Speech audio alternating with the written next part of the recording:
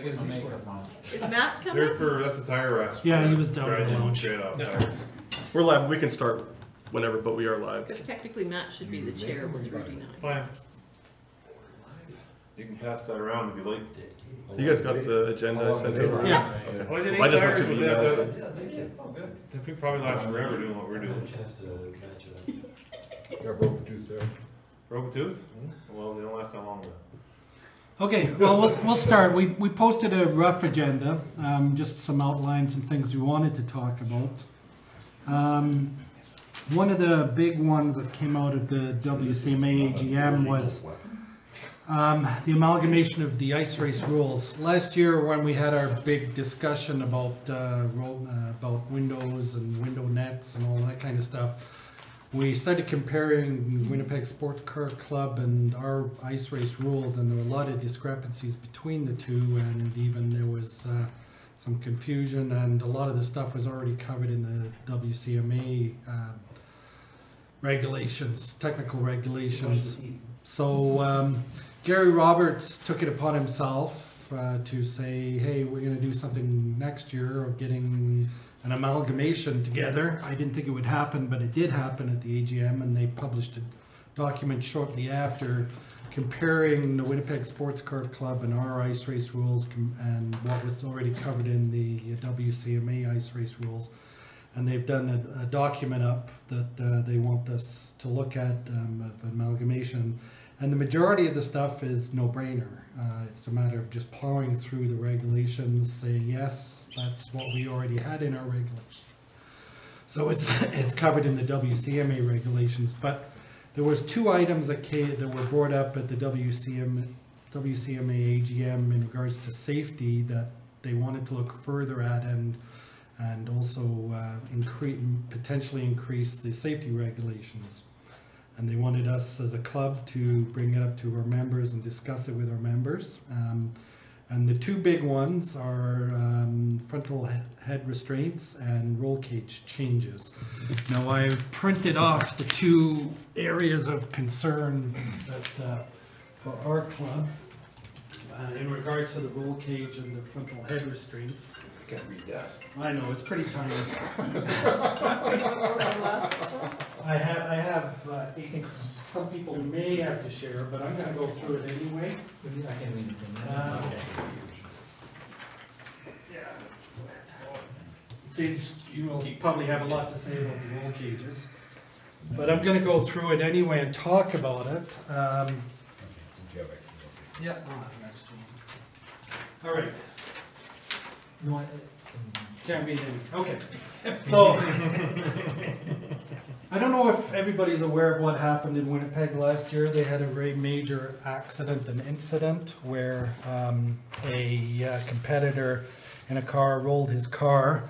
The front of the cage crushed on the driver's side, and the roof came down on him, and he ended up with some crushed vertebrae. So it was quite a major incident. I've never seen the actual report on it, but I'm taking people's word for it.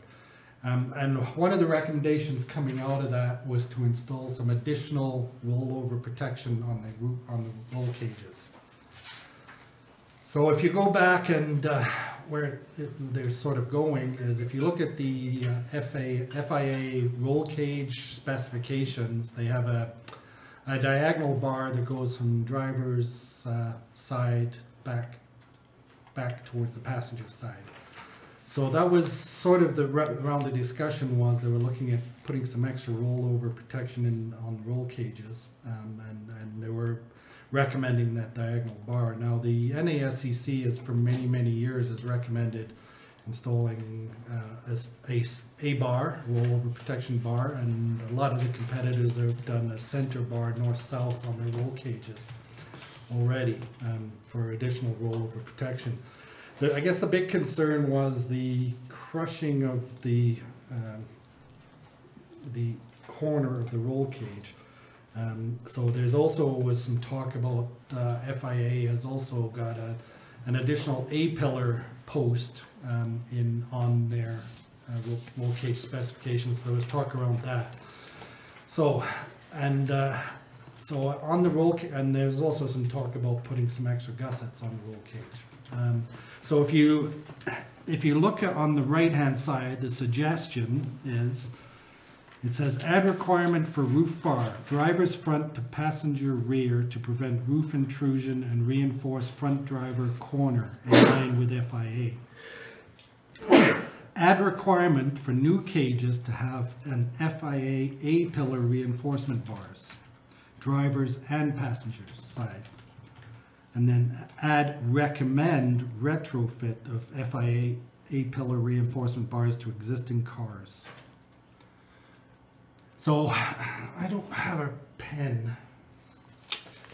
I was going to draw something. Oh, maybe this will work on here. No, it won't. I don't have a pen. Oh, a felt pen. So you know where the normal hoop comes down on the front? There's another bar that comes directly down from there down to where I guess the door bar is attached now. So you'll have the normal roll cage, and then you'll have an additional bar coming down. All the rolling cars, they have that. Yeah. Okay, I think I should. And if you look at the pictures, yeah, there, Sean's drawn it up perfectly. Yeah. So it's the addition of this bar coming down and attaching somewhere down here. And the one going across on the. Yeah, and you still have the one diagonally across the roof. So that's the A-pillar bar, and the other one they're talking about is the diagonal bar across the roof. So you got to be. What they're suggesting is the requirement for the roof bar, and they were saying it has to be diagonal. Now, a lot of road race cars already have the diagonal roof bar in. I know certainly mine does. I'm sure just about all the road race cars do, but the ice race cars don't. And like I said, we've been recommending for many years to at least install the north-south bar, and I know a lot of competitors, including myself and Jed. Did you have a roof bar in, Sean? No, I need one though. I think it's a good idea. And I should have, after I put it on its roof, I should have installed one. Yeah. My neck and back was sore for a long time after that crash. Yeah. No, there's definite need for some additional rollover protection in the roll cage. It's and the diagonal bar I think is recommended because it'll add some more extra reinforcement on the driver's side because it's diagonally across. Where with people who have the north-south bar, will add some added rollover protection and some structural integrity to the roll cage, but it's not over top of the driver. That's more of an intrusion also. Yeah. Prevention. It's intrusion prevention, yeah. But So, a diagonal bar gives you more triangulation. Yeah. yes, and that's the reason. Strengthens the cage. It's a better it's a more substantial improvement to the cage than just the front rear bar. Yeah. Yeah. I think the diagonal bar would have mitigated the incident that happened in Manitoba. But that was still an extremely sloped cage, the A-pillar bar. Yeah, the vehicle that had the A-pillar failure was a Honda CRX, I believe. Yeah. And they have a lot of rake to the windshield. That definitely exacerbated the problem. So I think if you look at the FIA rules, I think they mandate it for. It has to be within a certain distance. 200, it's like 200 degrees worth of slope or something like that. 8 inches to 1 or something, 8 to 1? Like for anything with a real roof, you should put one of those A-pillar support bars in, as well as a diagonal bar. Gary Roberts had the number. It was listed in the specs. I think it's 8 to 1. Rise and run. If it's more than that. More, yeah, probably something like Sweet. So. It's just Extreme. amazing that that cage held together at all. Might be 6 to 1. I can't remember the number, Colin, but he had a number. Yeah, he just wanted to adopt the FIA rules for the FIA bar. But that was, they were talking about that for studded cars, not for the. Yeah. No, for everything. The thing that was studded cars was the frontal head restraints. Yeah. That was my understanding of it, but. No, it's for all cages. But now, all the cages are made in the cars, right? You know what I mean? Like how are you gonna put the diagonal bar there? How are you gonna weld it from the top? Can't unless you put Because a you hole have to through it. drop the cage, right? It's very, very, very difficult once you've already got a cage in there. Colin was able to get a center bar, north-south bar in my car. Yeah. I'm not sure how well the welds are, but it's better than nothing. Okay, yeah. You know, it was very, very difficult you can't weld on the top, of course. That's right. You can at least weld around the side and the bottom. If you get new windshield too, it's a good time that's when you should Yeah. do it. There was a lot of talk about the welding. I was concerned about the welding, trying to get like welded all, the roll cage has to be welded all the way around, so I was concerned that you wouldn't be able to get all the way around to weld it. And the suggestion was cut a hole in the roof. That was the answer they had to that. Or cut the roof and weld it. Cut a hole in the roof, yeah. Or gusset it Just a too. whole saw. I've done it before. I had to do it to get my cage in California certified to NASCC spec. I had to cut a hole in the roof and weld a patch back in. It's a pain in the ass, but it can be done. I'm not like, I don't think that's Just sit behind the A-pillar. necessary. I mean, if you had a welder on there, as long as it was like 75 or 80% around there, as much as you could physically weld without cutting a hole in the roof, I think that would be adequate. But writing rules here, I don't know how you write that in, what's acceptable level of welding. It'll never get by Gary. Well, if you can't weld it, you can't weld it. So, Give him the welder. Yeah. yeah, I What mean, kind of hole your roof for? and there was talk of using, like a mechanical connection and, all sorts of things, right? OMP makes bolt-on adapters, like Yeah. little cup things with fittings you could put a bolt in, so you could conceivably put that diagonal bar in, or maybe the FIA A-pillar bar in with a bolt mechanism. And weld what you can on it too. If you could weld it, I mean, if a piece of tooling was welded 75% around the circumference, it would be, That's gonna be a real. it would hold, but, decent- I mean, all the welds now have to be 100%, It's so, impossible. So would this change be for the 2019 year? immediately. Well, Immediately? it's still open for discussion there. Yeah, it's not. It's nothing set in stone. They want us to come back with some comments from you guys and from us. You know, I personally, you know, you have to, the requirement for they're saying they add the requirement for the roof bar. So that's immediate. So you've got to have a roof bar. They're suggesting it has to be diagonal.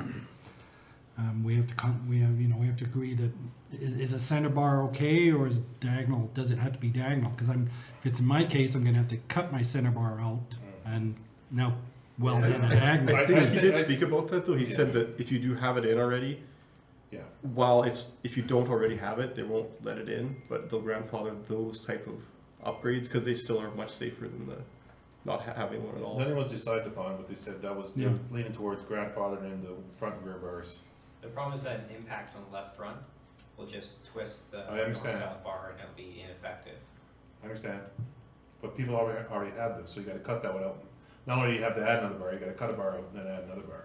And you can gusset it a little bit. There's lots of like little things you can do to improve So it. it seems like, I think, my feeling is that the north-south or the front and rear bars should be gusseted.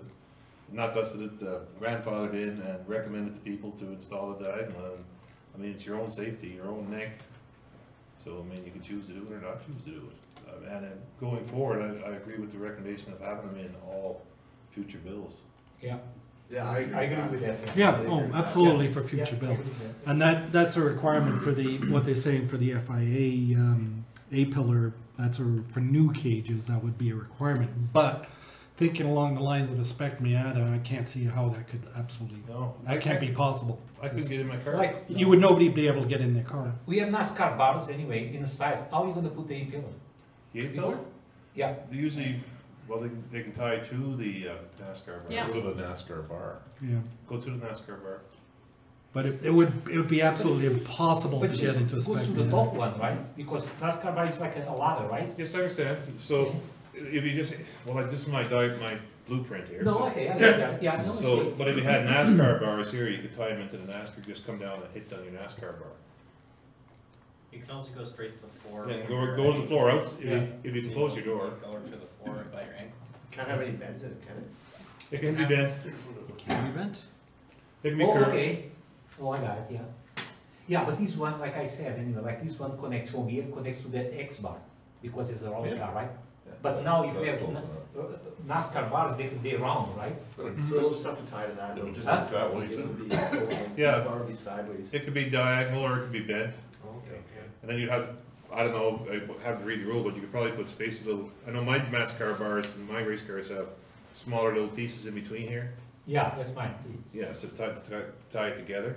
Yeah. So it's like a ladder, yeah. Yeah. So you'd have to do the same thing. I don't know.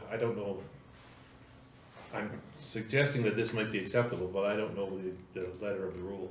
There's not gonna be very many ice racers that are going to require the 8-pillar bar. Yeah, I can't get, I won't be able to get in my car. I'll have to Yeah. go to the Maybe other it's on the side. passenger And side. you definitely won't be able to get me out of it. We're gonna leave you in there, Sean. Can you come in from the top? Yeah, I have to do that now. Okay. But the FA bar be on that side too. Yeah. It has to be on both? It's required on both sides, yeah. What? We have to get you through the trunk, Sean. Yeah. Gotta hold the roof. Gotta hold the roof. Through the trunk. Yeah, so I just, Passenger. Oh, fuck. yeah, that's okay. We'll get you in there and we'll shake you in. I think it's getting a bit onerous, actually. So, I don't think, This diagonal bar? I don't think we have an ice racer that's gonna require the 8-pillar bar in our group. Well, the whole point is to grow No, the they're sport, making and it a build more cars, right? So That's right, but I don't think we have a car that's got a low slope windshield. whatever that number is, 8 to 1. That's gonna have Do you know what the that number is, requirement. Ryan? I don't. I know my RX-8 has an FA bar, so I know that We- that. Actually, we just had a comment online saying like they also were talking about putting a like straight down the middle bar and then having a diagonal just in a short section. We call that the Jones bar. So, but it's another way to they might be okay with. So you're saying the person suggested north-south bar is good, but just put it. Triangulate another over way. it. You only You go like could halfway. triangulate it, but you could triangulate all the way Diagonal. across the Yeah. bars, It's possible, yeah. So, just want to add that. Sorry. if you wanna keep it, but if you're in there. So I think my concern is the roof brace to stop the roof from collapsing on you. That is a serious safety concern. We had an incident with Darrell Jones. They had the incident in Winnipeg. I think we need to address it somehow. You had it with your role. I think everybody agrees it's a good idea. Just how we're gonna implement it, I think, is what needs to be talked about. People already have bars in there, so you don't even have to, hopefully, we're smart enough not to make people cut stuff out to put different stuff in. Yeah, that's, Hopefully we'll accept that, right, what's already in. Can we do you think we could do a gusset in the corner that would allow us to, That's what Kevin was just, I don't know who made the comment from online, but that's what the comment just came in from online. They were talking about if you have that front rear bar, that you could triangulate it or put a diagonal in there instead of going from the furthest front to the furthest rear. You could go from, no, my question was, you've got your 3-point already in the corner. Could we put a gusset, a clearly significant gusset, and then tie the diagonal bar into that, so we're welding a flat piece of steel instead of trying to match and fit a piece of round pipe into that corner? I Are think- the size of the gussets not regulated? No, just No. minimums. Okay, minimums, okay. You just put a gusset right in the corner. Yeah.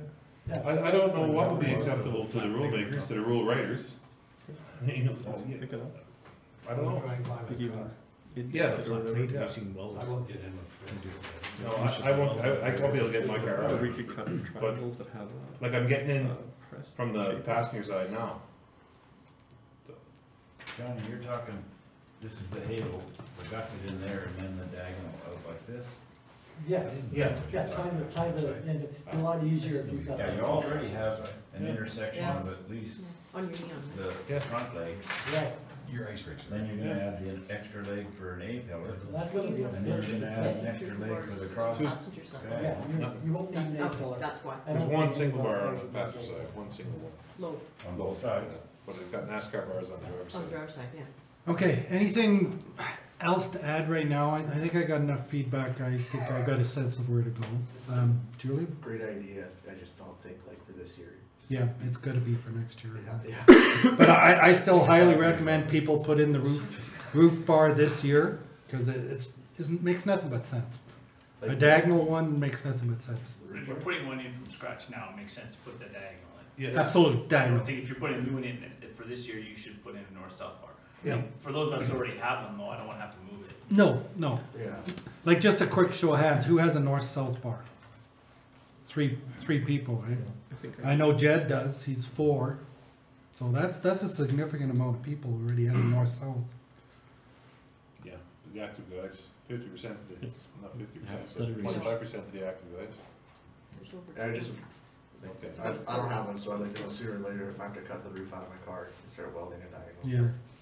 I used to You be wouldn't one, have I cut- cut it off. You wouldn't have to cut the roof out, you'd have to just make a hole. 3-inch holes out. Well, like, It's a pain, it's yes. gonna be disgusting. You can, Yeah, it's just, I don't know, it's for my head, I guess. But I have serious concerns about the FIA pillar going forward because I think it's a safety concern trying to get out of cars in case of, because it'd be impossible to get out. Like, but the reason why rally cars have is because they hit things a lot but don't catch fire very often. And ice racing's the same deal. I don't think I've ever seen a car fire out ice racing. Can you ever catch on fire? Right behind you. I've seen a couple. sometimes building them's dangerous. Mephisto himself. But, you know, I think your point of fire is perfect. I can remember 3 incidents in the last 2 years where we've had fires on the road course. Yeah. Yeah, well, I've seen Greg catch Yeah. fire twice, but FIA bars, like for road racing, don't make sense, but for ice racing, it makes sense because you roll over and hit things a Yeah. lot. But the way it's written right here, it's all cars have to have the FIA going. Well, if they apply. So anything with a lot of brake will require an FIA bar. Anything, any pickup trucks won't require an FIA bar. Everything depends on the slope of the windshield and the number of bends in that A-pillar. And how they The got FIA it. rules. I know I'll never get it in the attic, we put one of them bars in it. I can't hardly get it in now. So for 2018, we're good. For 2019, diagonal bar.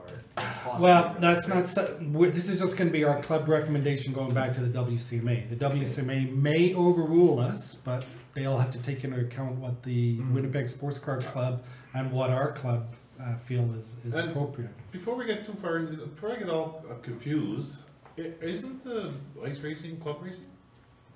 Yes, but it's so the safety rules at WCMA, whether the club racing or not. Yes, they're organized as club racing, but we do follow the WCMA technical rules, and we have our supplemental All- regulations off of the WCMA rules. All safety rules are mandatory, whether it's summer road racing or ice racing. Sorry, Ken had something? I was just gonna ask the same thing, do we race in our own set of rules, are we required to run under the WCMA rules? Well, I guess we could always try outlaw, I don't know. It's been talked about in the past. You don't wanna go there. I don't wanna go there. But this, Yes, WCMA doesn't take 12 months for the rules to go through. Well, that was the other argument going back to them is, yes, you can't, they should, and I don't know, I've never seen it written in stone, but people has always said, well, there's always gonna be a 12 months, 12 months notice that a rule is gonna be, a major rule is gonna be changed. Unless there's our extenuating circumstances, of course, like if we all agree Yeah. that we're gonna do it, we'll do it. Yeah.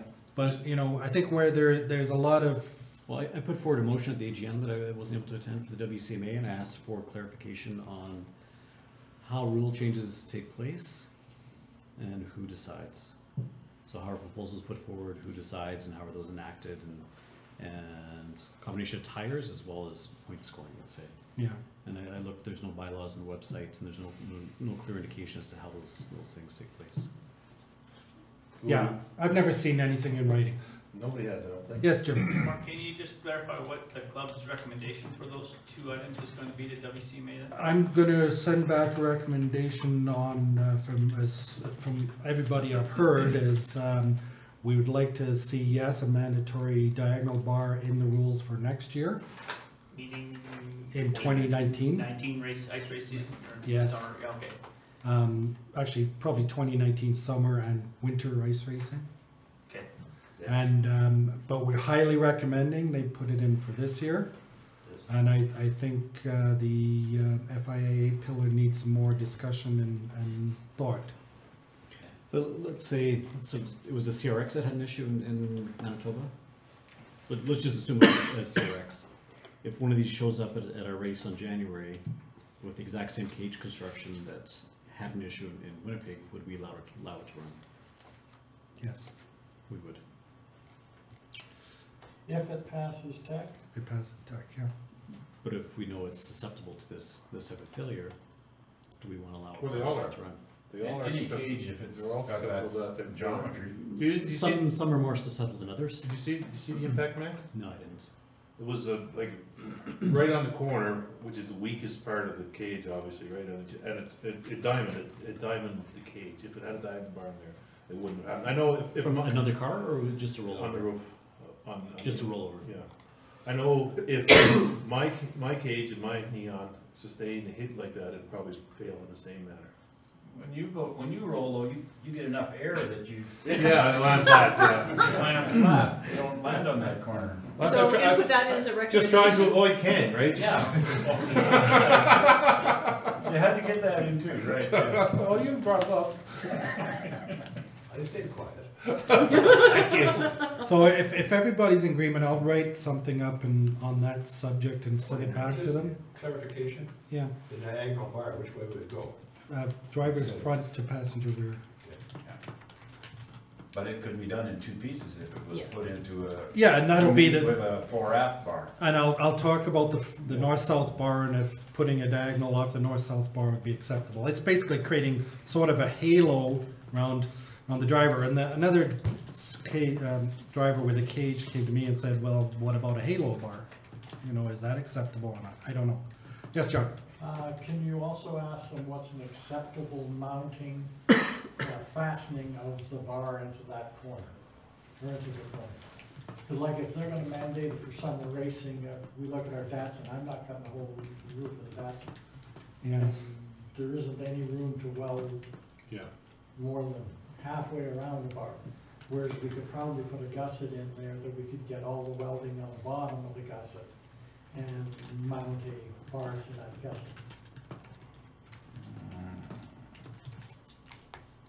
Yeah.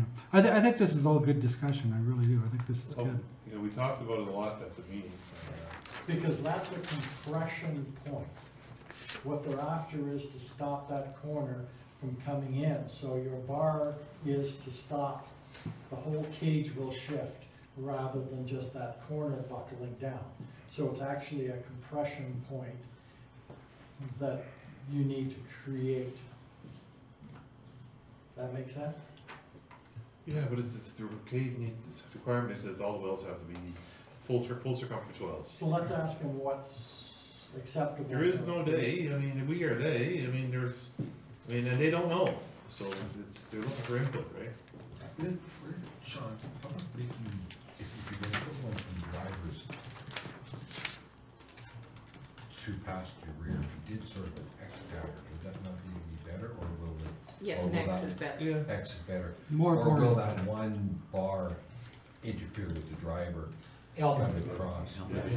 It will, to some degree, yes. Yeah, Depends most on the cars The now car will create live, a- his neck will be broken, but the car will be fine. Problem is access for welding, I mean, that's the only problem, right? Yeah. It's not a big deal to stick a bar in and just run a bead front and rear, it's not a big deal, it's just getting at the top of it is the problem. Yeah. If they're gonna mandate them and you can't weld them, well, you can't mandate something you can't do. I mean, we got all kinds of stupid laws in this Yeah, country. I know, but you can't tear a car apart Yeah. to create a weld, and the gusset should, help What, with that. the acceptable level of welding for that diagonal bar needs to be approved. Okay, can we move on? We got a lot to cover. Yeah. Okay, the next big one that came out of the AGM was frontal head restraints. Some people refer to it as hands, but there are a whole bunch of other devices that are certified. You have to go to the technical regulations and see which ones are, but it's not just hands anymore, but 95% of us have hands already. But there was some talk about making that mandatory for studded class. I am of the opinion that I'm absolutely for it. I've been using hands for many, many years. All road races have them. Most studded cars racers already use them. I only know of one that doesn't. And the speeds and stuff we're getting up to on studded class, I think it's absolutely a necessity now. That's my personal opinion. I'm throwing it out to the rest of the group. Because I did a quick head count. We had 7 studded class last year. You wore one, right? You wore hands, didn't you? Sometimes if I have one. You have one. But I prefer to use it if I have one, so. Ken, do you use your hands? You don't? Sean? Yeah, oh yeah. I use it. Jed uses it. There's a huge variance in like the different versions of actual motion you have. Like the latest and greatest ones, you can't even feel them, and you can move your head quite a bit, and they come off easier. So like it's just a lot of people that didn't like them, that tried the first ones, haven't tried the newer ones. So they're. But I guess the proposal's on the table for the WCMA to make an addition for this year to make them mandatory for a studded class. Now, what is studded class? And that's where I need to speak about that and get some clarification. Bolted class? Because Bolted, we're currently talking about the Chevettes having 16 bolts per tire in their Chevettes, and the Chevettes are not going to go for hands devices, head and neck, frontal head and straight devices. Absolutely not. None of them road race. None of them. Well, sorry. Well, Matt road race. Matt road races. Landon. And Landon, but those are the only 2. Oh, sorry, Jim. 3. I'm racing Chevettes this year, though. Okay, you're not racing Chevettes, but there's absolutely small percentage of them. a very, very small percentage of our Chevette drivers would have a hands, and if they classified as a studded class, I don't think that's going to fly. Street studs, of course, I don't classify that as a studded class. I think there needs to be some talk and clarification on what a studded, what they call a studded car is, a studded class is. Something with over 60 horsepower. Yeah, well, 61.5. You know, I certainly have it in my mind that it would be definitely for our club, it would be limited stud and neon only. We don't run race studs anymore, but I'm not sure how that equates to what the Winnipeg club is doing. If anybody's got any insight to that, I can ask them. But I will open it up to anybody on the floor for their opinions. I am of my opinion, but I'd like to hear your opinions. Yes, Tim. I think if we're gonna do anything, we should look at using the foam collars.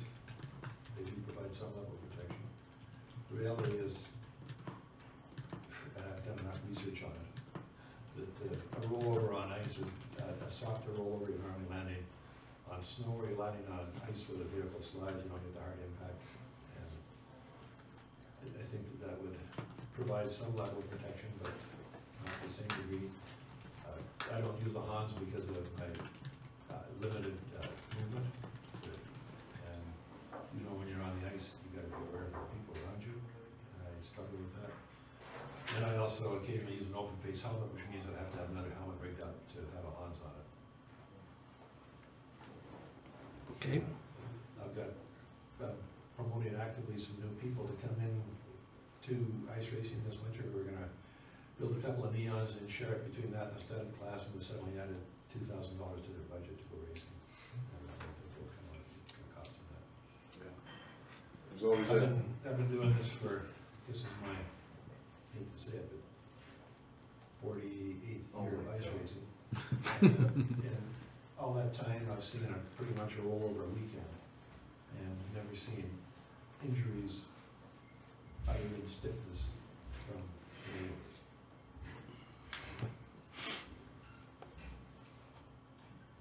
Are the Hutchinson's straps under the FI rulings? It's an SFI device, which I think is accepted. I don't think that one is though under the SFI. I guess I have one other concern. Well, maybe we wouldn't apply, I guess our charity races and should have, but our charity drivers gonna have to suddenly have a Hans as well. Whose helmet do they normally use? Whatever, some bring their own, some will. Okay. But it's a matter of fit, but I encourage them to bring their own helmets, they come to us. If they don't, then we provide them. So one of the ideas that Gary proposed was having a pool of Hans devices from the summer racers for the winter racers to use. To enable people To get us through this year. Yeah, to get through this year with Hans devices and study cars. there's quite a lot of people that road race, and it wouldn't be hard to get, 5 or 6 Honda devices for ice racing. Yeah, and that was kind of the post, I don't know if you saw the post, I was saying, well, maybe you should look at getting some anchors for your helmet as a minimum, because you could maybe be able to borrow a hands device from a road racer. Sorry, who's gonna lend their hands device out?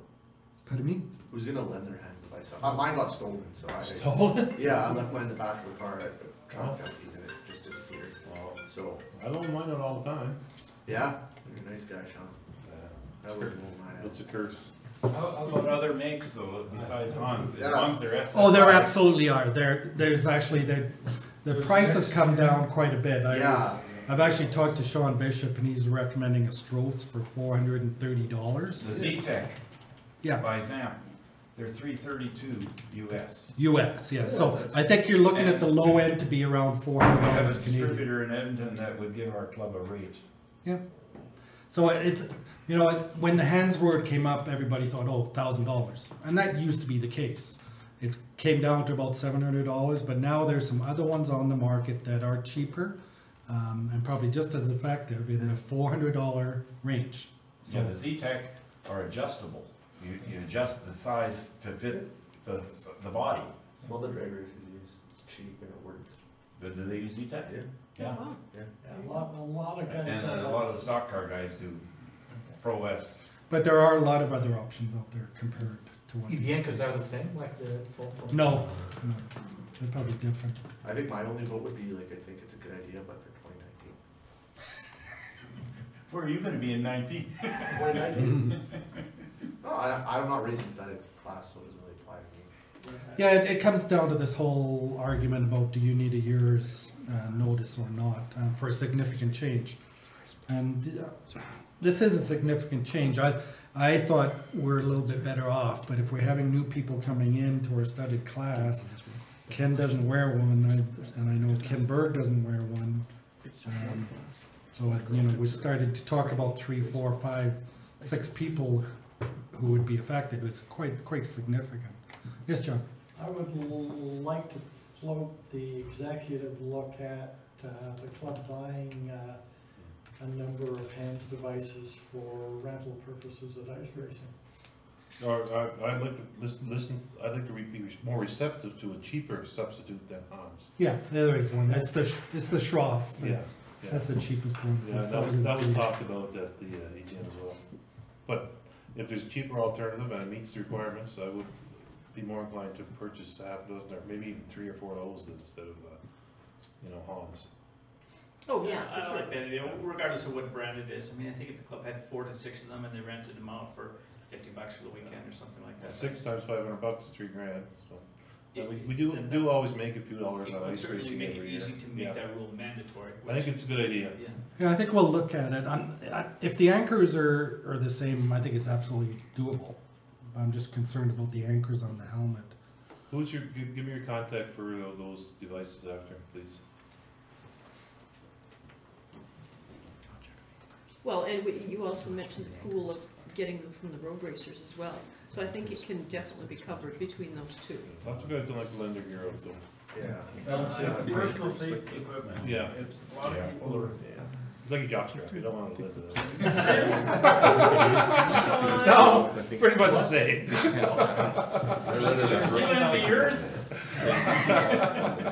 You're talking about the new racers not being able to, or having to worry about having to drill their helmets. All new helmets come. Yeah, any helmet I think that would meet our rules probably already has them. Yeah. Maybe the 2005s could be drilled, and they're now expired, so. Right. 2010s would have it. Already all had them, right, so. Yeah. So what kind of I guess we'd have to wait and see what the purchase price is and come up with a rental fee. We'll look into it, yeah. Yeah. I mean, realistically, if it's a $400 item, you're not gonna rent it for $50, because No. by the time the season's done, the guy's paid for it. Yeah, I understand. I'm all, yes. Well, I just threw $50 out there, it's just a number, maybe it's the wrong number, I don't know, but it just seemed to me, $50 wasn't an impediment to. Rent one for the Well, you season pay for $100 or something. Basically, right, Yeah. so maybe 25 is the right number for the rental, Yeah. I don't know. 25 a race or like Yeah. 100 for the season. 100 for the season, yeah. Okay, any other discussion on that? I think I got kind of a way we want to go. That works. Online said the lowest you can find is about 430 Canadian shipped, so. Yeah, For but we can hands. probably get a better deal. Colin says we can. We'll look into that and see. Ken, you were out of the room there for that, I think what everybody talked about there while you were gone, just so you know, is that, club's looking at buying 4 or 5, have them available for rent for the weekend. $25 or so a weekend for rent. Because I'm opposed to the financial barriers to racing as well. I mean, I expressed that at the AGM, and, you know, it's only a few $100 and a few $100 and a few $100, but the next thing, somebody's got to spend another $2,000 to go racing, you know. Got to have everybody's suit and hans and gloves and all that stuff. Not so much in ice racing, but in road racing. Well, even in the road racing, any of the bolt and roll cages you can buy will have to be modified to meet the rules. Yeah. Yeah. Actually, I have a cage on order from the latest and greatest, I can't remember, from Summit, that's coming road race, so I'll see. They apparently have changed them, so they might actually have some sort of diagonal bar in them now. I don't think so. We'll see. Well, all the Boltons still have the base plate size issue Yeah, as well. they're anyway, totally right? They have to legal. modify Well, for we that, just so. buy them, then take the bolt them in, take the bolts out, and then weld everything up. So. Okay, as far as all the other ice race regulations that they want to change, they're minimal. There's no cost impacts. They're just a matter of amalgamation of getting everything sorted out between the clubs. So I'm going to rewrite our supplemental regulations to take some stuff out that doesn't need to be there, and because it's already covered in the WCMA regulations. We just have to make sure that they're in agreement with what our interpretation of them is. Okay. Next subject is our upcoming election in AGM on November 15th. Very important meeting, most important meeting of the year. There will be elections for our board members. We have six board members, and their terms will be up. So it's very, very important that everybody comes out, has their votes. There should be an email sent out to every club member. Yes, there was an email sent out to every club member at least 30 days in advance, and there was I never saw one. Didn't? Okay. Through Motorsport Reg, you sent it maybe? Yeah, I sent it through Motorsports Reg. Are you on Motorsports A Reg? week or two ago? Yeah. Yeah, probably because you on. I'll have to check, Graham, if you're on Motorsports Reg. You'll see a lot if you're on Facebook. I guarantee it. There'll be a lot of posts about So, very important meeting to come out to. It won't be kind of a business meeting, but there will be review of the past season, that's racing that's gone on, and the elections. So, anything else on the AGM anybody had? Are we doing electronic balloting? No. No phone-ins, No, no, you have to be in attendance. You have to be a paid member or a complimentary member of the club. So we had a bit of an issue. We had a bit of an issue last year where somebody wasn't a member. So make sure if you want to vote, you have to be either a paid member or be assigned a complimentary membership. Okay. Membership is good, like January through December, right? Yes, December Anybody who 31st. has a current membership is good through the end of this year and is therefore. Yep. Yeah. it. It applies to the racing season because we do the ice racing first, and then summer racing is 1 year. So that's our fiscal year. All right. It's gonna be tight to get the financial. Yeah, records well, done we'll for try our the best. 15th. We can't delay much longer than that, though. I understand for the elections, but I may not be able to do the financial reporting at that time. If you can give us an interim report, that's good enough. Okay. And then we'll get the final one done as soon as Interim I possible. can do, no problem. Okay. Next. I don't even have a bank statement yet. Next item is Not that direly urgent. no. Ice race dates. We've had some discussion within the executive, looked at last year's ice race dates, looked at the good and the bad. Last year we had an exceptional ice building weather, so we could have started earlier. We are crossing our fingers, and with the current weather, we think we can have another good year again. Started fluke. So, so we looked at our dates last year, and there was only a 1 week between our last race and the Lac La Biche Winter Festival of Speed. So we thought that was a bit of an exposure. So we've increased that to a 2 week, which is basically bumped up everything 1 week now. So I haven't sent out an official announcement, but if anybody's looked at the NASCC website, they will see the dates posted on the website. I've just been working through getting some other stuff set up so we can make an official announcement, but the winter driving and ice race school will be January 12th and 13th, 1 week earlier. Ice race will be, one will be on the Sunday, January 14th, and then every 2 weeks after that we'll have an event. Culminating with the February 24th, 25th Lac La Biche Winter Festival of Speed. Okay, so the dates have been set. Email will come out, but if you look on the website, the dates are already on the website. Questions? Yep.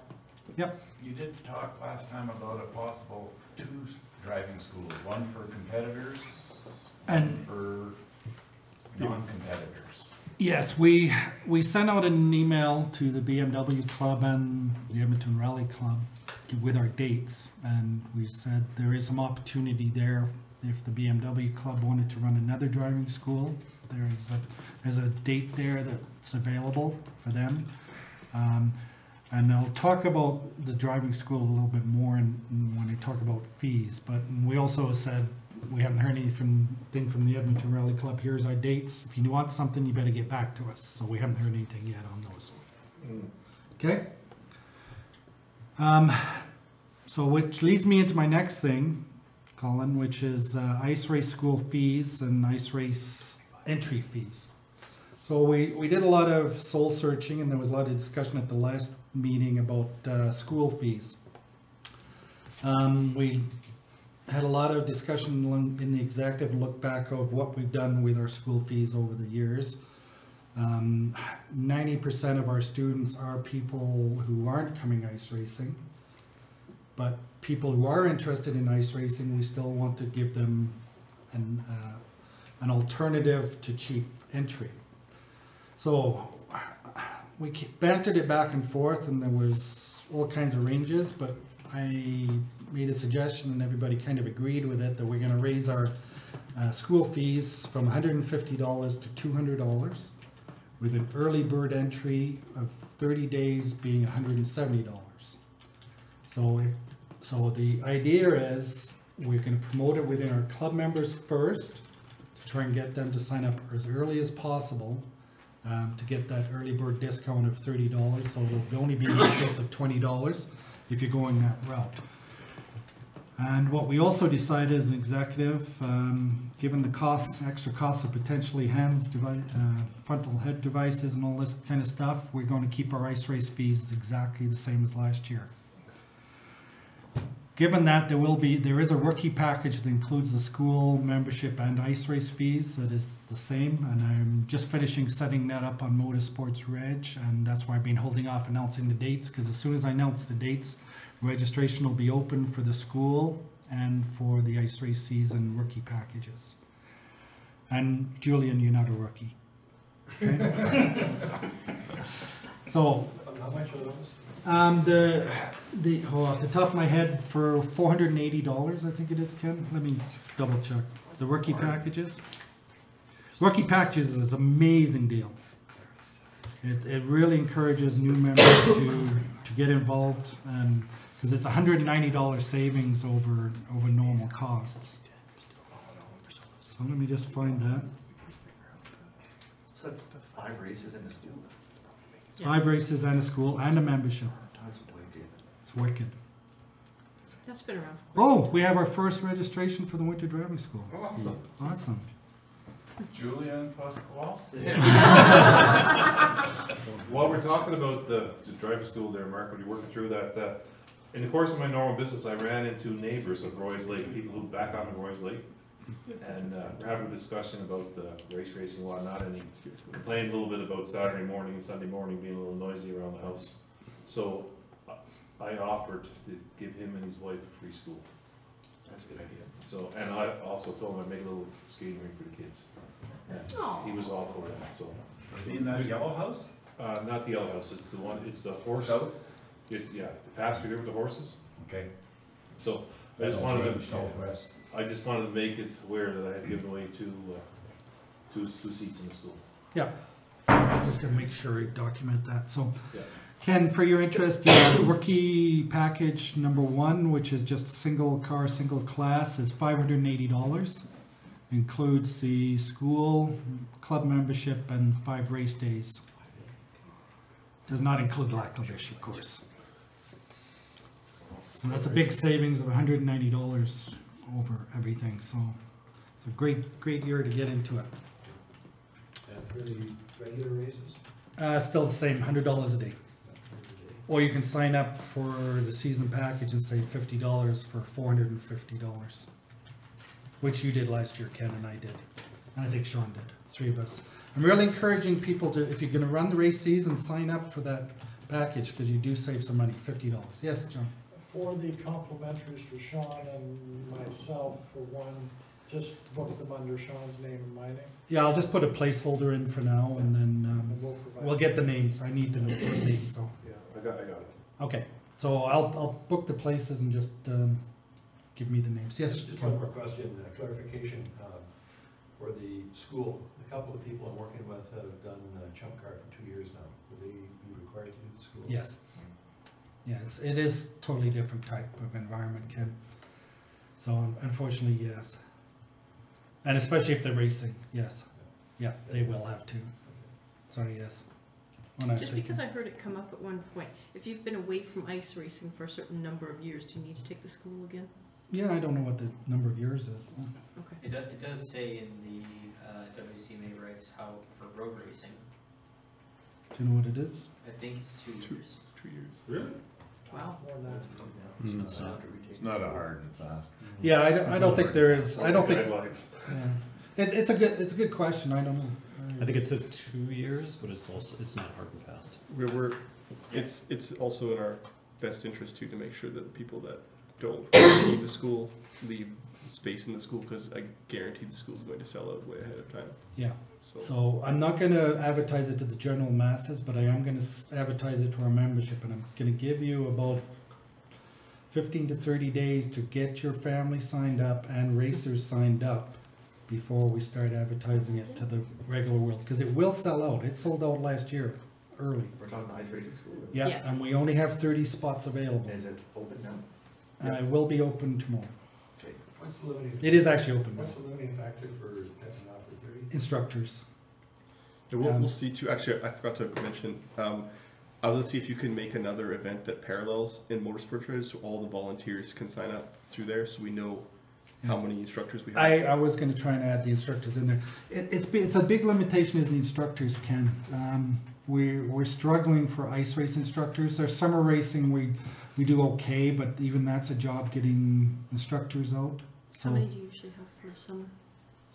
summer race we have 45 instructors, I think. Is 30 up or down from years before? Up. Up? Up. We had 20 the year before that. Both. So we were higher last year, and there seems to be a big interest again. And I'm pretty sure we'll sell it out this year. So we really need to get our instructors, see if we can get those instructors, because even 30 is a push to cover all those students. If we could get more instructors, we could boost it up 5 or 10. Okay. I think we'll be able to get more instructors. Well, I hope so. Anything else on the fees before I move on? Okay, I'm done talking. Tire shaving options. Let me talk about hardware first. I purchased more bolted hardware last week, and it got shipped really quick. So I spent $1,500 getting more bolted hardware, which we're going to be using for our bolted tires this year. And I had no problem getting it, and it's there at a good price. I will be publishing the price of what things cost, because Sean was asking me a few other people were asking me, so I'll let people know about that when I send out the email. How many bolts did you buy, do you have any idea? 1,500 bolts and nuts and 3,000 washers. Oh, okay. I already had 1,500 bolts and nuts in inventory, but now if the Chevettes go that way, I'm gonna need to buy some more. Oh, wow. Okay. Are you the contact for that? Yes. Yep.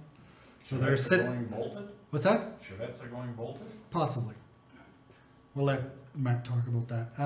So yeah, they're currently sitting in my garage because Rosalind told me to get rid of them out of the house. So, and she says for the club to buy me a shed so I can store all the club stuff. So she wanted to come to the meeting tonight and make a motion. I said, I don't think that's a good idea. I might be able to take some out of my house because I am only awake at night, so people who want to come by in the evening can grab them. Yes, John. Can I make a motion that the club rent a sea-can and helicopter into your backyard? Great idea. And you can tell your wife. That's passed. Okay, moving on. So we are using the bolted spec from last year that worked out really well. We still have a problem with tire shaving. Now we've banted it about on the executive, and there's 2 different options we can go. I'd like the 2 people who've got their options to talk about it, so I can go get a beer. Okay, I'll go first. Ken, we talked last year. You said that the guys in Mountain Tire or one of the Lethbridge retread plant were able to do shaving of tires. I talked to the guys, and they didn't over where I can't remember the name of the people where we bought those tires last year. But I talked to those people, and they had no idea what I was talking about. No, it's a different tire shop, but I do have a contact, I don't have a list. Well, I guess we'll have to get a hold of you to find out who it is and if they can indeed. I've actually got the guy's names because I did the company in Lethbridge, and I know the guy to talk to. I just never pursued it past that. If that's an option, that would be my preference for an option. The other option is, and Kevin's going to present another option, is I can shave tires. I have no desire to shave tires. I've not got no desire to go into the tire shaving business. The tire at the back is a tire that I shaved last year off my knee now. That's what's capable. I did that tire at the back. I shaved that in a lathe, put it in a big industrial lathe, and machined the threads off. And then I bought these rasps from a tire repair company to contour the tire, because the face of a tire is not flat, it's oval, it's concave, and I could do that in a lathe, manual lathe. So I machined the bulk of it off and then cut the thread off with this rasp. And it's a dirty job, it's a messy job, it's a dirty job. Nobody wants to do it, but if that's the only option, I mean, it's something that I would consider doing for the club, but if there's another option, I'd like to explore other options. But in addition to this type of rasp I put this basically on an angle grinder, but an industrial straight type of angle grinder to contour the face of the tread. There's a larger version of this available. This is like a 3-inch, but there's a 9-inch version of this tool, which removes a lot of rubber quite quickly, but it's expensive. I got quoted on it last year. It was $1,400 US. I mean, that's what it costs to do this shit, right? So if we're going to pursue this, I'd like to get approval from if we're going to go this way, I mean, ideally, I would like to have someone else do it. But if we end up going this way, I'd like to get approval from the club to buy this. And this needs to be mounted on an arbor, mounted on a motor, and it's a big deal. This is basically the last resort. If there is another option, I think Kevin is going to present another option. My preference is to go with Ken's guy in Lethbridge who does this for a living. So all I got. I talk about. It's going to be a couple $1,000 for me to get set up to shave tires. It's going to be a couple grand. So my option is I've been talking to a company in the States that specializes in tire truers, is what they're really called. Out of Florida, they have lots of new machines in stock, but they have a lot of interesting refurbished models and stuff that requires maybe custom work. So they have a few machines that are the most expensive being about, I think, $4,000 US plus shipping to like $3,000. And they're basically fully automatic tire shaving machines. The cheapest one is actually the best option. The only reason why it's cheap is It doesn't come with custom-made hubs for the wheels stuff that we have, so we'd have to make our own hubs for it, which we need a machine shop for. But that's a lot cleaner to make hubs than it is to make a whole machine. So I've talked to the guys, they're available and they can ship it fairly quickly. Especially Sean offered to have it shipped to the shop, so industrial receiving is a lot cheaper for shipping. I would like to put that towards the club for that. We'd be able to shave our own tires. We can also do stuff for Rally Club, maybe other race cars that do events with tires that chunk up, and shaving mud tires for people in town who do off-roading and stuff like that. So we can make the revenue back with it quite quickly, because it's about $20 or $30 to shave a tire, right? That covers the machine maintenance and operation, and the machine's not that large. So my other plan was to bring that machine and perhaps even like a tire mounting thing to my tire building workshops that we're going to have in November and December, to hopefully be able to do everything there and show people how to do it, so that we totally eliminate the barrier to get into ice racing for that.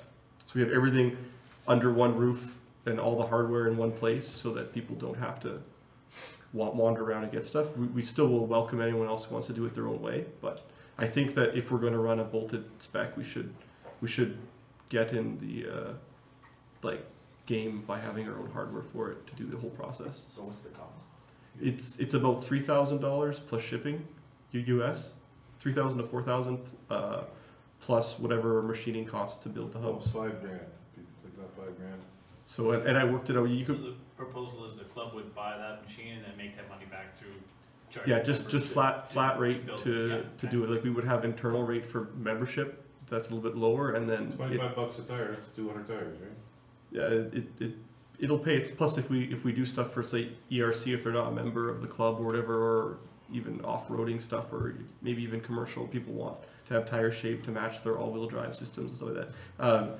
We could potentially make the money back even faster than that. Yeah, the benefit of going this route is we could potentially be the only place in northern Alberta that would shave and true tires. Is there a demand for truing of tires? There is. Still is, I believe. With all-wheel drive, there is. Yes. You have to buy a new tire and put it on. Be able to get 3 tires that are 75% yet. Okay. One tire that's bigger diameter. And it messes with the all-wheel drive? Does anybody have any contacts with people in the Saskatoon Sports Car Club? Because they had a tire shaver. But Not Saskatoon. that goes back to when they were active in ice racing.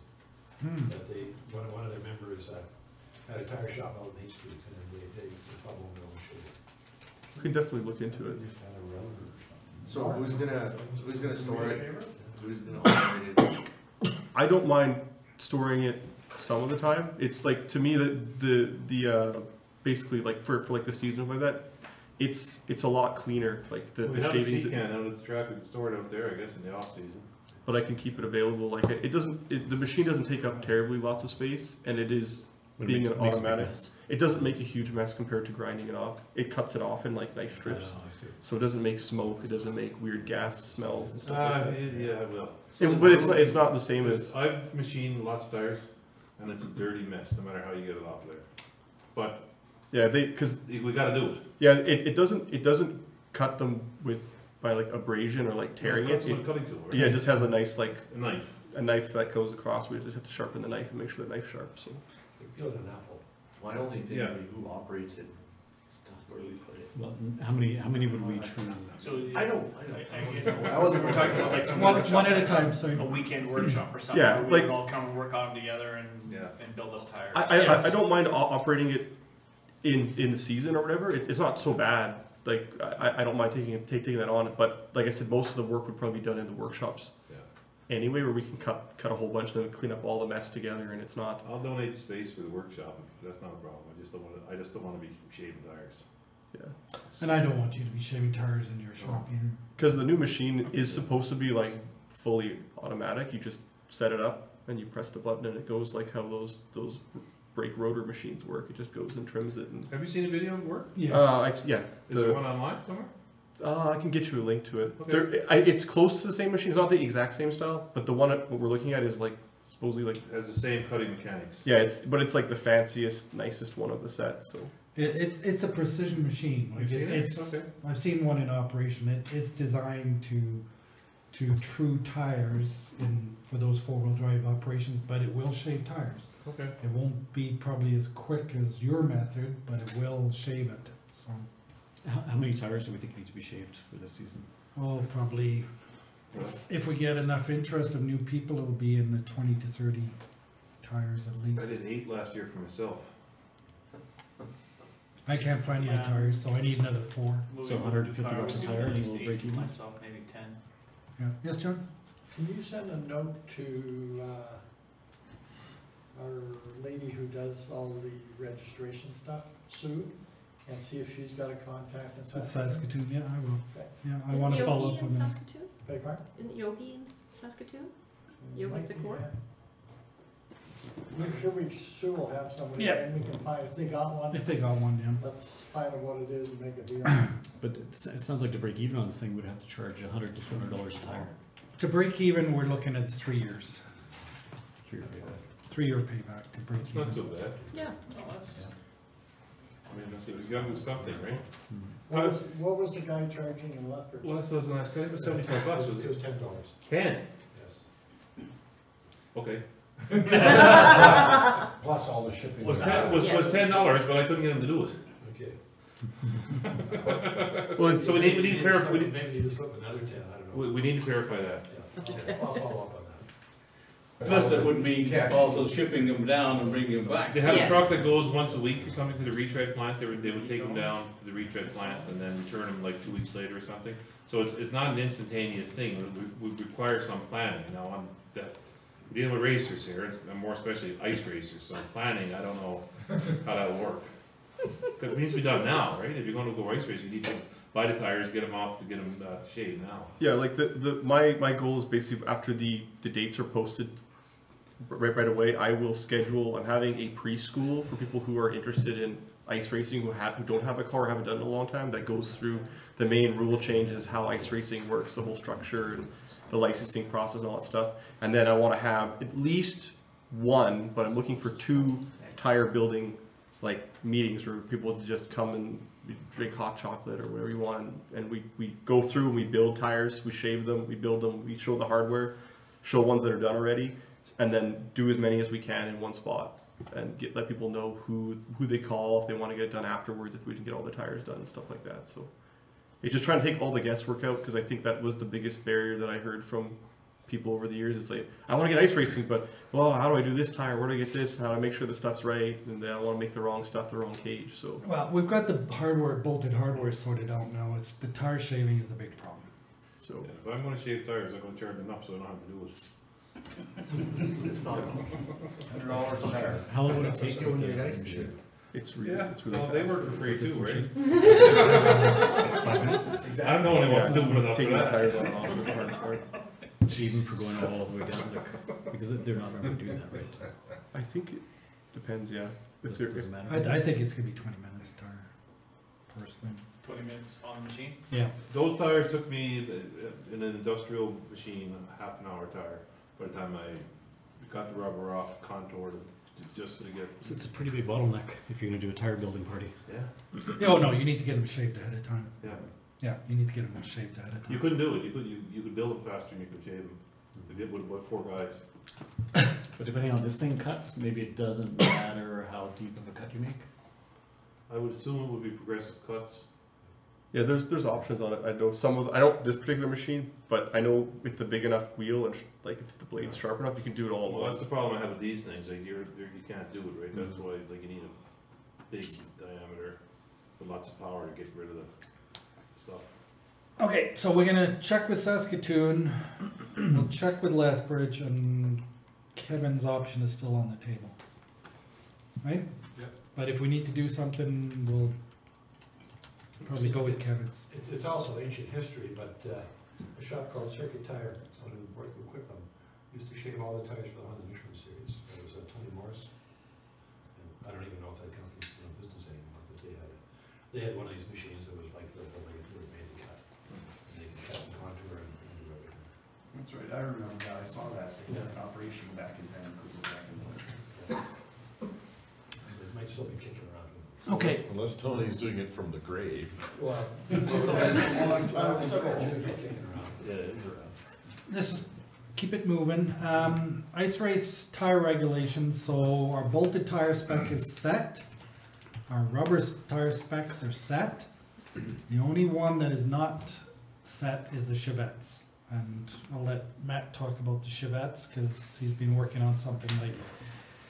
So, Sorry, before you move on to that, when you say that's set, is that the spec is published online? Yes, Can we it's go the into same that one as last tonight? year. Okay. I'll just review it, but it Alright. should be the same one as And we last year. have the details needed basically for these Like I tires. said, that's the tire I built for Yeah, last. we're just unclear about the tire shaving option, because it Right. does And list the something club has in all there. the hardware that we can I've got use all the hardware, yep. to do that. Okay, I asked because I'm starting from scratch, I'm gonna build Yep. the tires for this year, but just wanna make sure that everything is there so I can get started on that. Okay, thanks. Can I get that too, please? so Chevette tires. So I think Did we subsidize 50% last year, Mark, do you recall? The club subsidized the hardware last year. Yes, we subsidize it to 50%, and we'll still do the same this year. So Chevette tires, I guess quick recap, I think halfway through the 2016 season,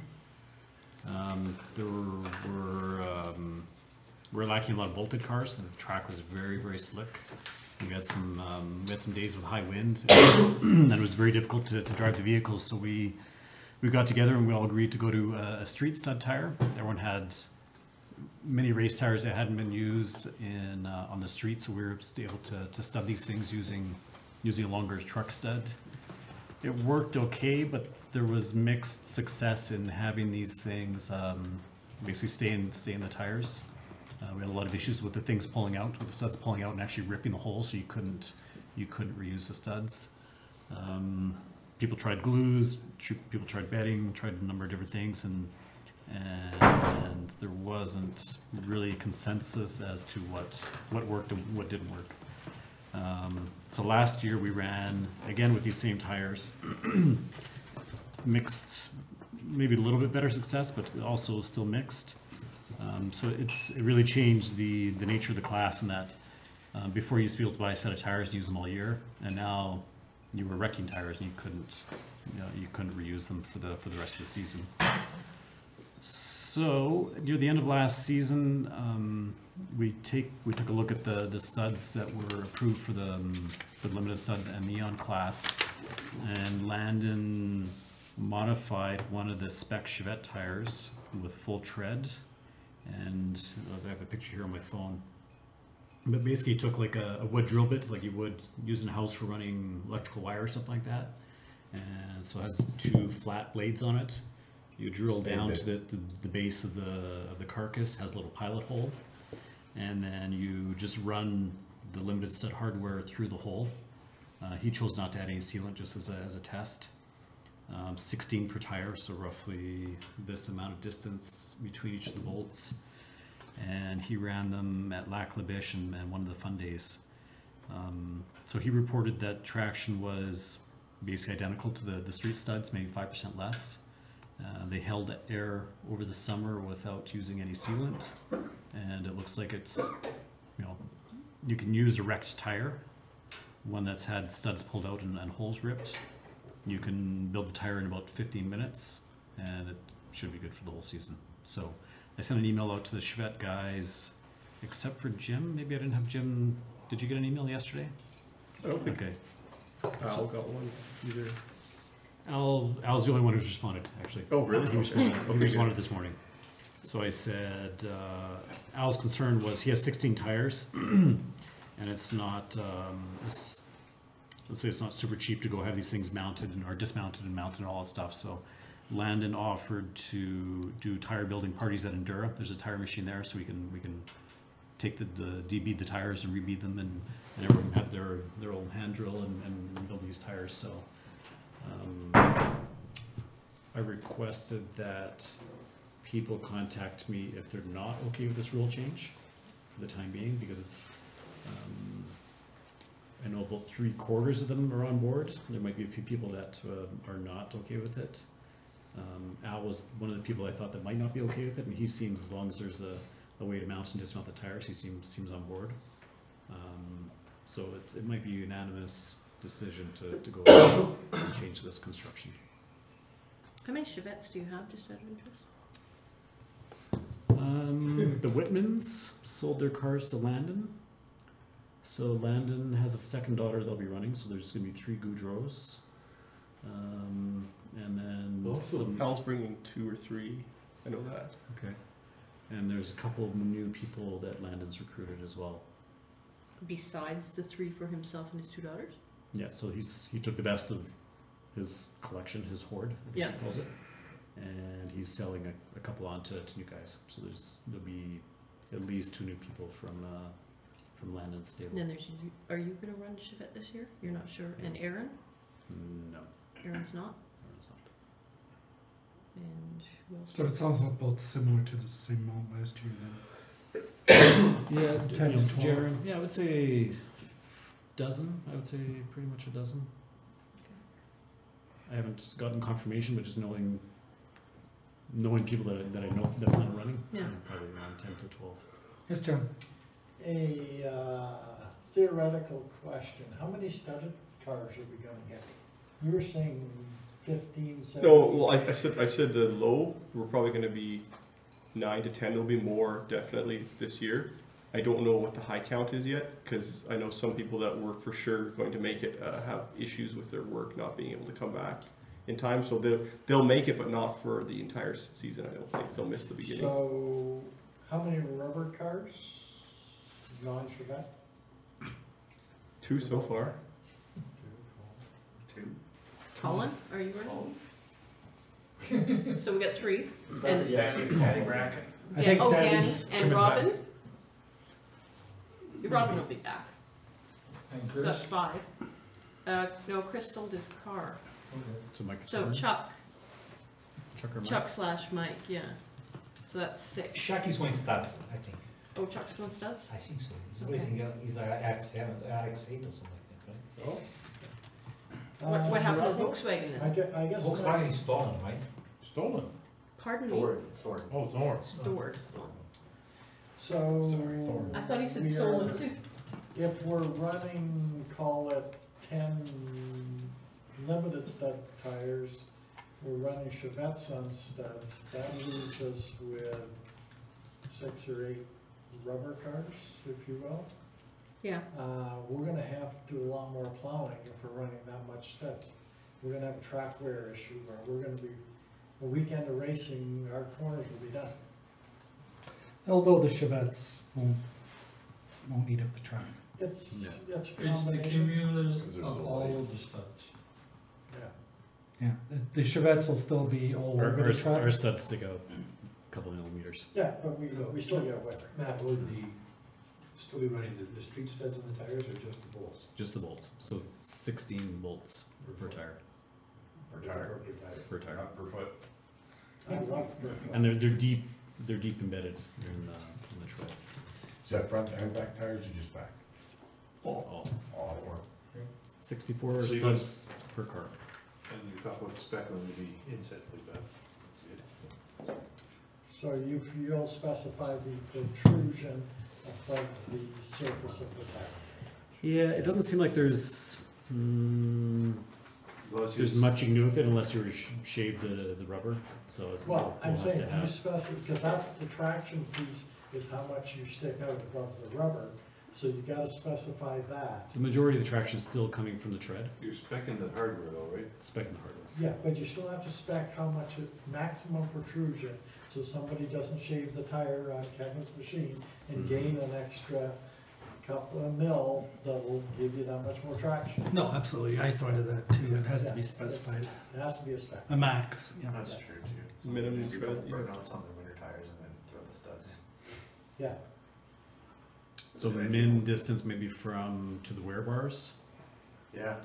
no, you just have, No. like we did for measuring studs, we have a gauge that's got a notch, set it on the tire and. Yeah, if but it's you're more concerned difficult in with the relative to tire. the tread, so that's it's not the same type The of measurement. gauge not as big as what the the racing stud, maybe You can an inch wide or so instead of an inch, 2 inch wide. you can also trim the studs down as the tire wears too. So But you have to have a means of measuring the tire so that it cuts down on. It'd be a significant advantage if somebody did it. I don't think so. So You're talking about a 60 horsepower car. 16,000. Makes a big difference. Yeah. And the other thing that counterbalances that, if you only have 16 studs, you take out all the snow tire tread, it'll be great when it's glare ice and be completely screwed when it's snow. it's as So dangerous as you want to make it. It may not even be an advantage, it may just hurt you more often than it would help you. Yeah.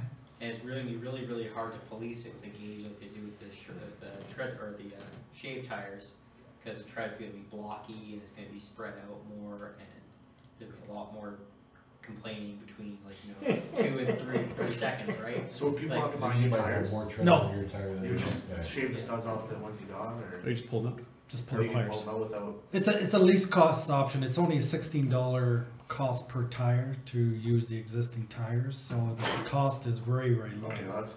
It's nothing. That they got nothing to lose because last year they were wasting money on studs. And What's the only other you get the tires done after you lose the studs. the only other option for them is to go back to straight rubber. And I don't think they're interested in that. Now they've had a little bit of taste of studded. Putting all that power down. Taste of traction. Taste. It's actually reduced a lot of the incidents with collisions. Actually, that was the biggest thing that people were happy The about. original issue though, that we had such low studded car counts that they Which is glare weren't ice. getting the rough surface that the rubber tires needed to get grip. So, and then we had a couple weekends with sort of exceptional conditions where there was, no traction at all, and that sort of led to the studding thing in the first place. Do we not think that, given the new spec for tires, for studded tires, we might see that return the way it was? That was a pretty I good think balance we before, will. actually, Yeah. the rubber on that rough ice, and then the Yeah. the one group roughing it up and the other group polishing it. That worked pretty No, well. we're, But if we find out there's too much traction with these new tires, then you cut off the things back to rubber tire again. I don't think it doesn't have too much traction, but it just, again, it's one of those things. So that's a nice low entry point to get in, and then tires is just one more little. Yeah, I would say barrier. this is going to be something that just helps more at the end of the race when the track is super polished. Okay. Even if there's a lot of studded cars, after the end of 10 minutes into the race, it's quite polished. So this just makes for better racing. When Landon did the test up at Macho Wish last year, did he run the entire weekend or just sort of a sample testing? I think he ran the whole weekend, and I think he ran the fun day the following Yeah, he weekend. definitely ran the fun day. Because, my thought is, with 16 per foot, you're gonna have one bolt at a time on your contact patch. Mhm. And if you catch a rut sliding sideways, there's a good chance you may tear it out. Mhm. And I just wondered if his Yeah, experience. well, he did that, and he ran his cars in the field with his daughter in the maybe springtime or something. So they saw dirt and they saw all sorts of stuff. Yeah. Zero sealant and zero air loss.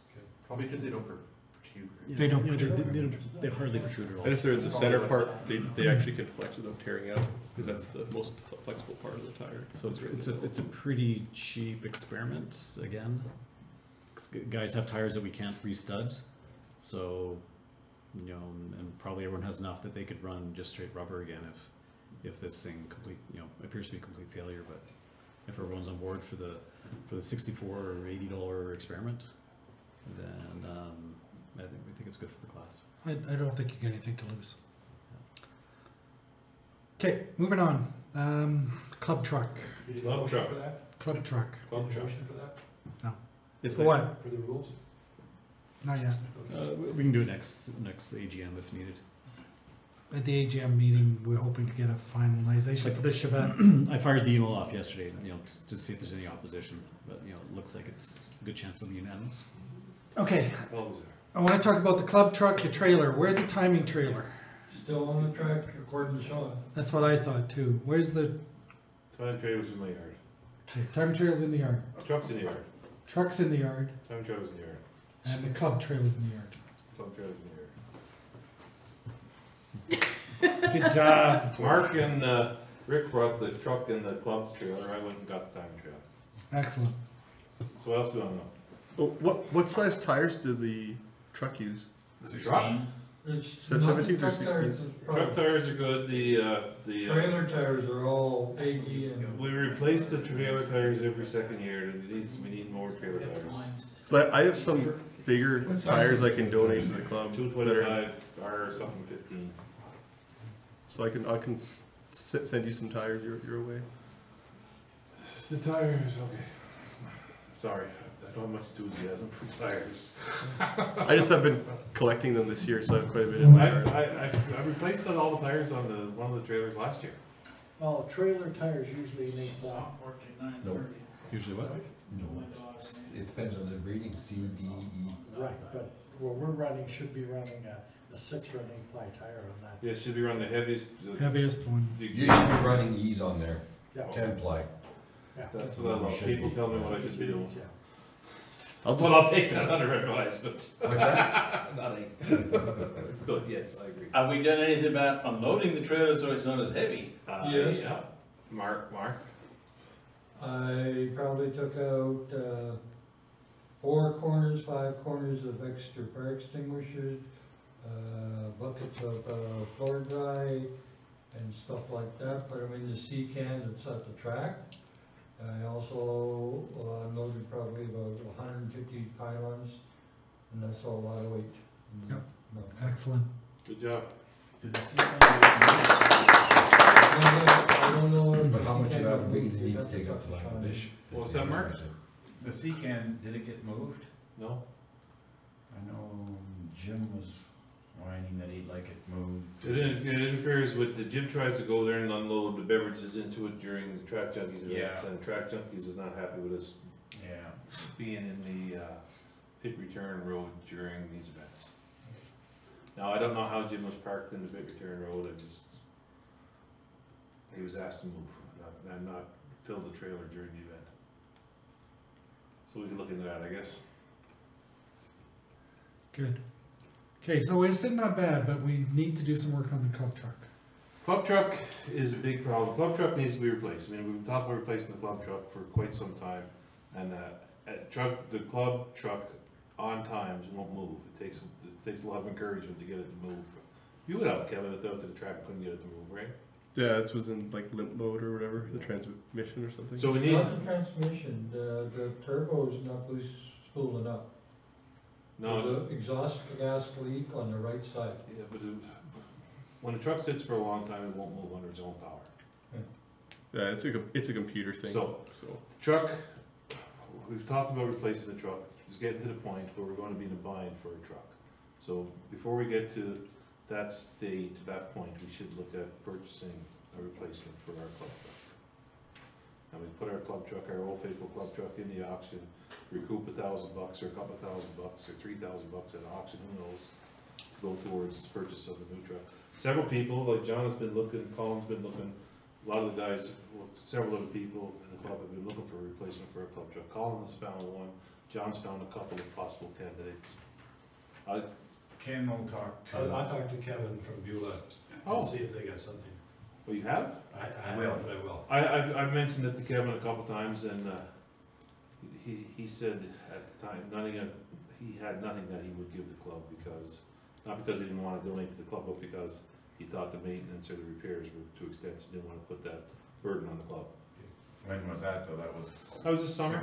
This summer? Yeah. Okay. What are the requirements to have to the 3/4 ton diesel? Well, plowing the track is the opening up the ice race track is the heaviest duty load on our club truck. Without that plow truck, you can't ice race. What is that one right now, 3/4 ton, right? Yeah. It's a 3/4 ton. 3/4 ton diesel. I think I would bring that, I would say take a 1 ton next time, if you can. take what we get. I mean, ideally, someone would donate the truck to us again. Well, that's, yeah. Would need to be a diesel? Yeah, with the money Best. that it pulls. Or five, like an 8-liter gas or diesel, yeah. Something with torque. Diesel, it just allows all day long for not even half a tank. Yeah. On gas. Yeah. But Diesels are. Well, Diesel is made to work though. Yeah, but how long is this pumping? I guess never mind, that's a bad comparison.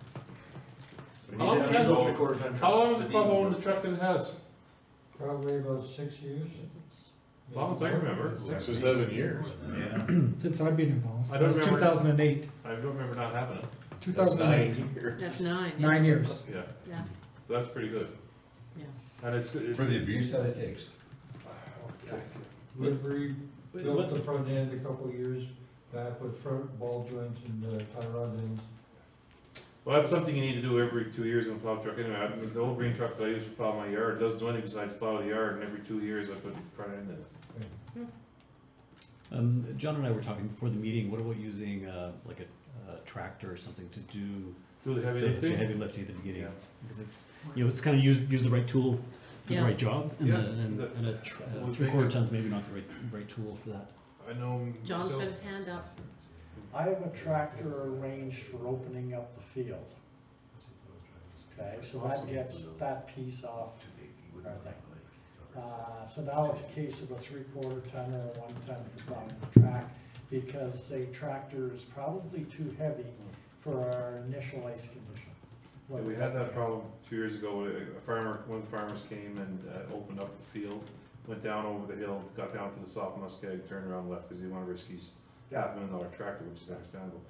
What I would like to propose is we need to come up with some sort of a budget to replace our plow truck.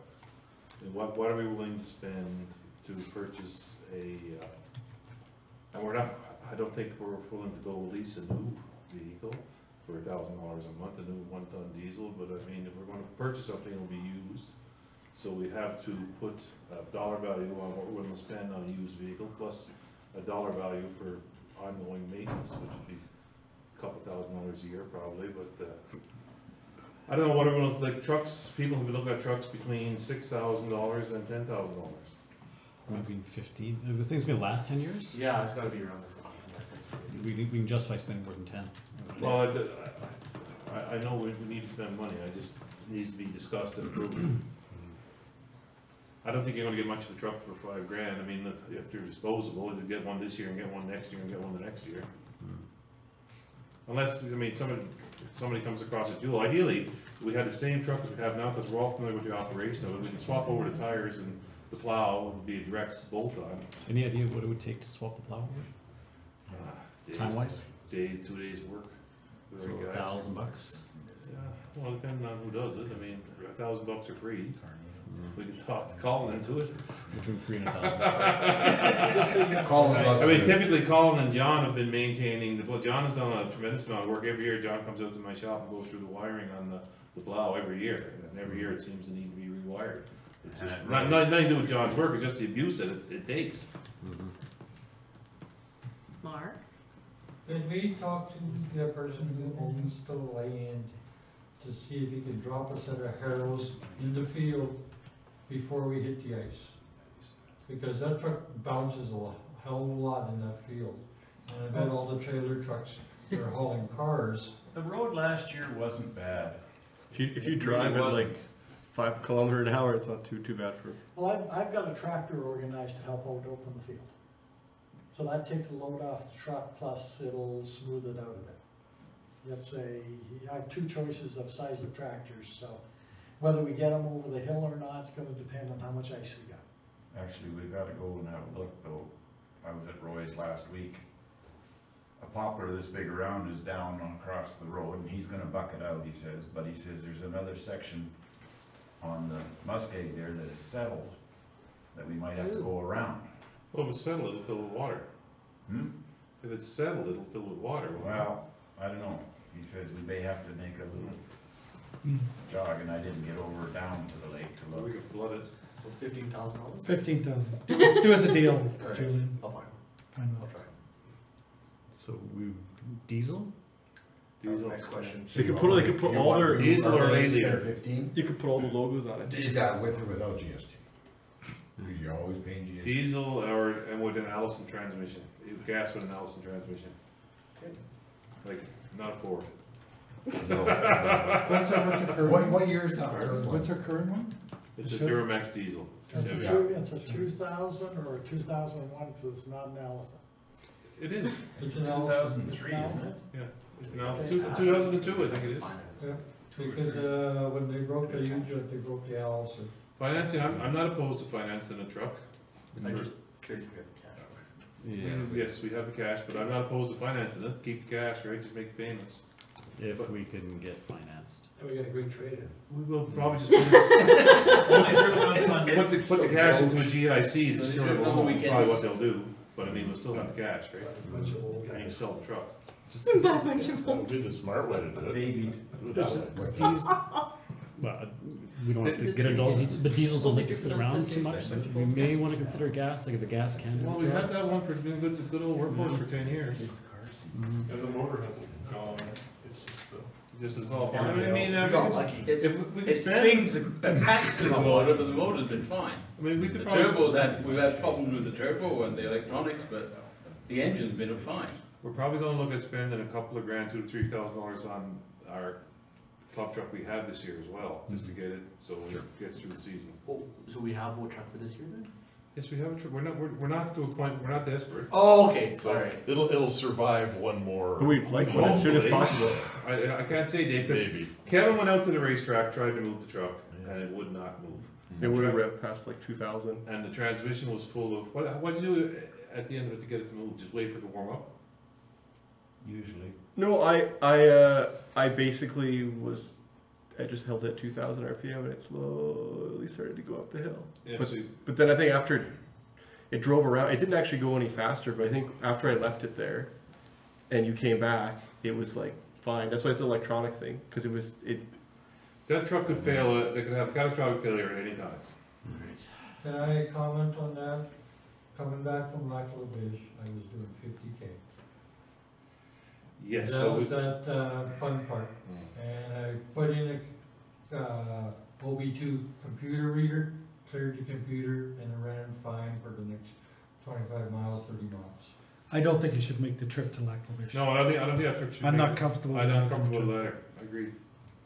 just a laptop plugged in the whole time. Ken, how hard, is there somebody up there with a plow truck and plow the lake? Because I don't think, I've got the track plowing covered.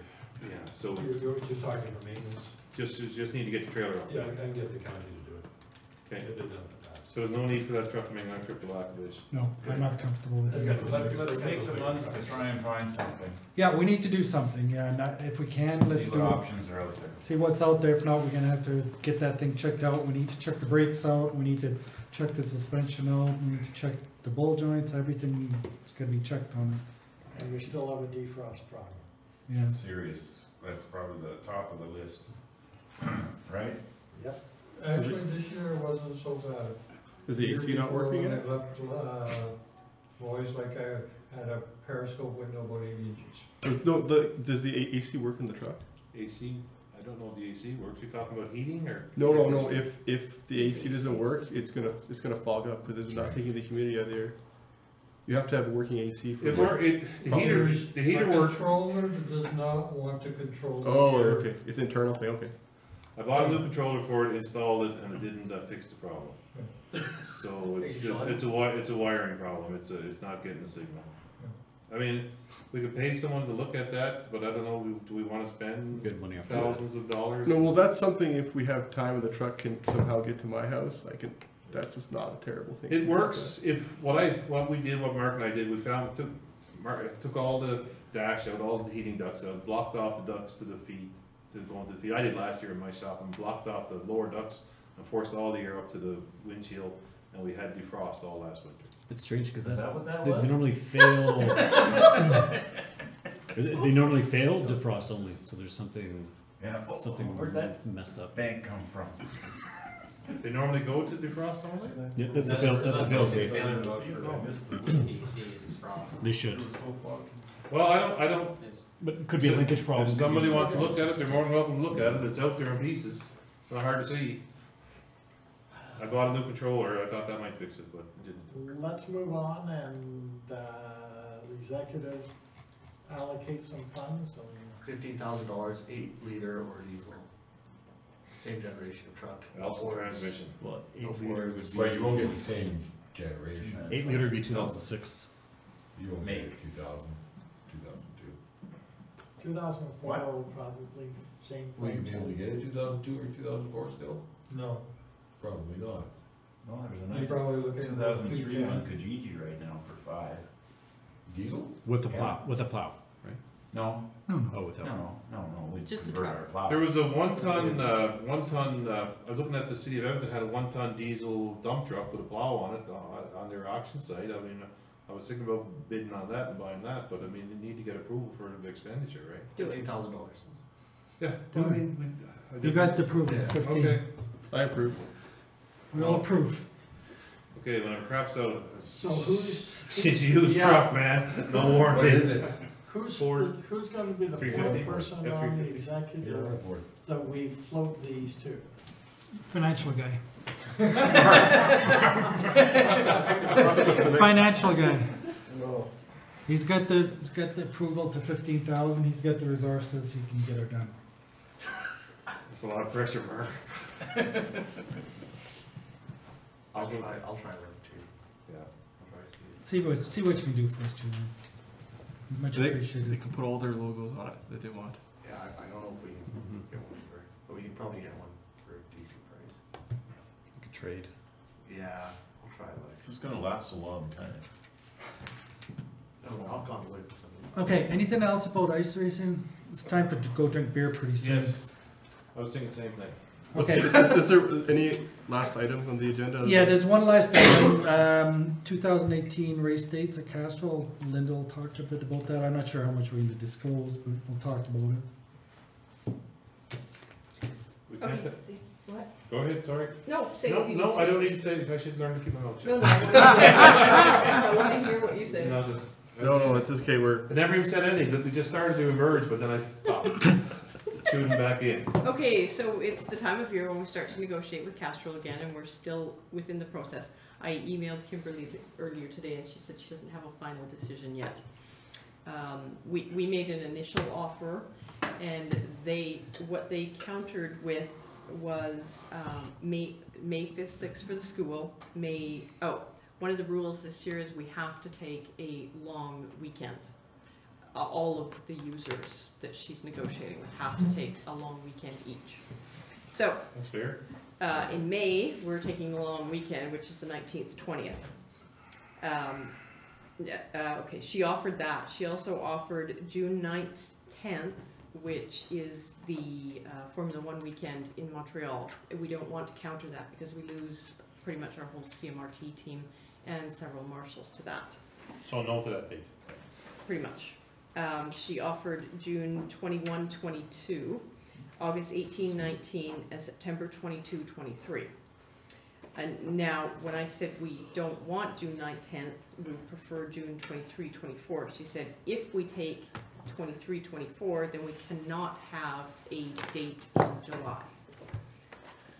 So, what we ended up asking for, we gave up on 5 weekends and asked for 19th, 20th of May, June 23, 24, August 18, 19th, and then September 29, 30, which is going kind of late, but the idea behind that is that we will have that as our runoffs weekend, and then we can get people from Winnipeg, because all of the other dates are exactly the same as Winnipeg. So if we go to the 29th, 30th, then hopefully we get the out-of-town people for that.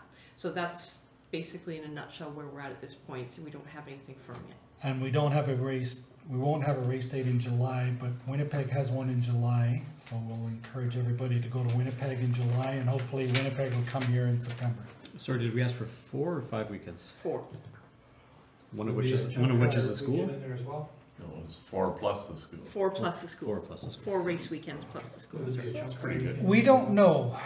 We haven't heard if Trump is coming back. We haven't heard what date they've got. Yeah, I have some info on it. I know that Chomp internally has posted some stuff on some things saying they're coming to Edmonton, but I'm pretty sure they haven't booked with Castrol yet. Chump race is typically the August long weekend, isn't it? August long weekend. So we don't know on that side, Ken. If you got an in on Chump, let us know. I don't. Okay, anything else? Please, anything else? The Carstairs track is probably gonna go ahead. Yes, good. Dave. Would they keep this? So Santa's Anonymous, yes. Yes. Okay, I think they sent you, They did. something. Okay. This will mark the, apparently I'm told, the 60th year that Northern Alberta Sports Art Club has been involved with Sandals Anonymous. I thought it was 59. I was there, but the executive director said, no, I don't know how to count at 60. Whatever. They're going to need, we used to do all the pickups, like the things, and before, and I know some people go like, there never was such a time. Before there were shopping centers in Edmonton, the Sports Car Club picked up from all the Safeway stores, A&Ws, and Burger Kings, with no relation to today's Burger King. And then it's got bigger and bigger and bigger, so it's now taken internally. But at the moment, they're still short about 11 pickup drivers from depots. And that'll start, I think she said around November the 16th, I believe, and get closer to Christmas. You have probably one location to do. If you can help out there, contact Laura at sandasanonymous1word.ca. The other things that some people in here have done, dispatching on delivery days, which is the weekend of the 17th and 18th. 16th, 17th. 16th, 17th, thank you. And dispatchers and people in the parking lot, etc. Again, if you contact Laura before, the building isn't all that big, and now that we have these sorter porters to help haul the stuff out to the car for the people delivering, the building gets pretty crowded inside. Same location as last year? Which? Same location as last year? Yep. Yep, that's forever. And the other thing is, last year it was done there a week after we finish our big Santa's deliveries. The Christmas Bureau would do their walk-in days, and they used our location last year. Well, they weren't prepared for the gong show. There was nobody outside. They had one person in the parking lot, and it was an absolute gong show. So we are going to try to help them with parking on that's a Friday and a Saturday. But all these things are coming up. If you can help, we appreciate it. Yeah, I did get the email from Laura, so I will be sending that out with my group email to about the race school to all the members, and I'll include that in there. Thank you. Because I think I'll be volunteering for that, because I got time during the week to do that one. So I'll send that out to everybody. Yes. 22nd, 23rd, that would be. Yeah, but Laura and him will be the one. I'll be back on. Yeah, I'll send out that information. Okay, anything else? No? Seconds? Nope. Okay, adjourned. Oilers lost. Thank you. Meeting What is else, everyone?